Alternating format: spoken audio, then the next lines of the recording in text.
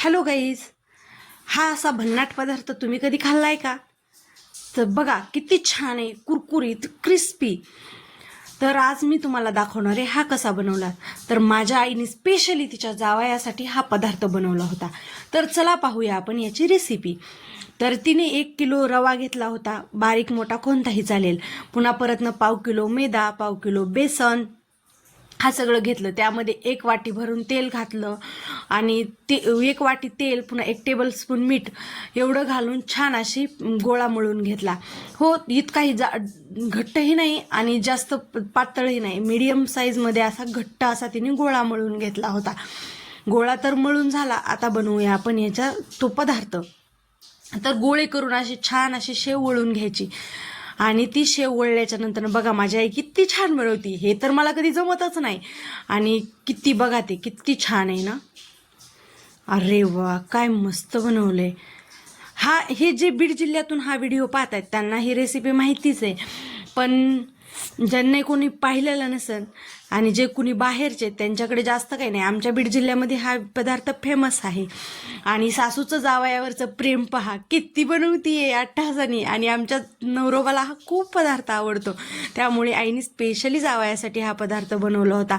बघा ती किती छान शेवळतीये. आणि हो, ह्या अशा पद्धतीने असे छान असे लाडू वळून घ्यायचे. हो, याला लाडू वळणं म्हणतात.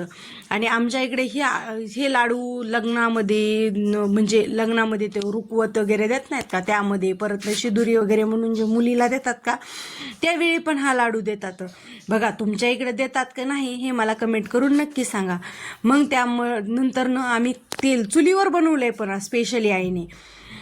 तर ते तेल चांगलं गरम व्हायला ठेवलं. गरम झाले की नाही ते पाहिलं आणि नंतर सगळे एक एक एक एक करून लाडू सोडून घेतले त्यामध्ये. आणि ते असे एकदम क्रिस्पी होऊन द्यायचे, एकदम असे लाल लाल रंग येऊन द्यायचा. जरा तसा रंग आले की परत काढून घ्यायचे. आणि हो, फुल गॅसवर तळू शकता तुम्ही, इतकंही मिडियम नाही. आम्ही तर चुलीवर केलंय, पण तुम्ही गॅसवर करत असाल तर तुम्ही फुल गॅसवर नक्कीच तळू शकतात. आणि हे असं छान असे लाडू तळून घ्यायचे.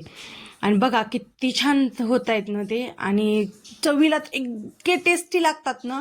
तर आमच्या इकडे याला असं वरून गुळाचे लाडू असं काहीतरी बोलतात. वरून गुळाचे लाडू बोलतात त्याला. आणि आमच्या सगळे घरच्यांना कोणताही फराळा, दिवाळीचा असो, महालक्ष्म्यातला असो, कोणताही असो, हा लाडू असला की आमच्या इकडे चिवडा, चकली, शेव वगैरे काहीच बनवायची गरज पडत नाही. फक्त हा लाडू बनवायचा. स्पेशली आमच्या घरात तर सगळ्यांना हा लाडू प्रचंड असा आवडतो. तर बघा, तुम्ही हा पदार्थ कधी नसेल केला तर नक्की एकदा करून पहा. मी सांगते म्हणून करून पहा. आणि हो बघा, ते असे छान असे ब्राऊन कलर येईपर्यंत छान असे तळून घ्यायचे. बघा मी किती असे, माझ्या आईने किती कष्ट घेतीये फक्त जावयासाठी. हे बघा छान असे झालेत, कलर आलाय त्याला. मग सगळे असे तेलातनं बाहेर काढून घ्यायचे. हे बघा, दिसतंय ना तुम्हाला किती छान आहे. हे लाडू तर मला पाहिले कीच असे खाऊ असे वाटतात ना. खूप छान.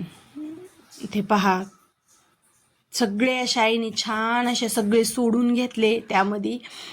आणि परत दुसऱ्या वेळेचे हे असे छान असे काढून तसाच ब्राऊन कलर येईपर्यंत तसे काढून घ्यायचे.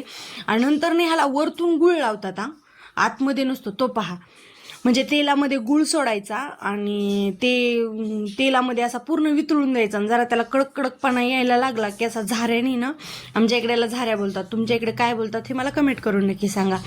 तर हे झाऱ्याने असा काढायचा आणि तो वरतून पूर्ण अशा सगळ्या लाडूंना लावून घ्यायचा. हे तर काम मला कधी जमतच नाही, तर हे माझी आई छान अशी मस्त अशी करते. हे माझ्या सासूबाई पण बनवतात, पण त्यांनी बनवलेलं नाही आहे, हे माझ्या आईने बनवलेलं आहे. आणि त्याही खूप छान बनवतात. आमच्या इकडे हे फेमसच आहे म्हणल्यासारखं. ते पहा, सगळं असं काढायचं छान अशा झाऱ्याने आणि परत त्यावर लावून घ्यायचं. किती छान आहे ना. आणि तुम्ही ही नक्की ही रेसिपी ट्राय करा आणि तुमचे लाडू कसे बनलेत आणि तुम्हाला जमली की नाही रेसिपी ही मला कमेंट करून नक्की सांगा. हो बघा, आता किती छान तयार झालेत. हे बघा, मी तुम्हाला एक मोडूनही दाखवते किती छान मोडतोय हा लाडू. तर आणि तुम्हाला ही रेसिपी आवडली असेल तर व्हिडिओला लाईक करा, चॅनलला सबस्क्राईब करा आणि तुम्हीही एकदा नक्की ही रेसिपी ट्राय करा आणि मला तुमची रेसिपी कशी झाली हे मला कमेंट करून नक्की सांगा. तोपर्यंत बाय बाय.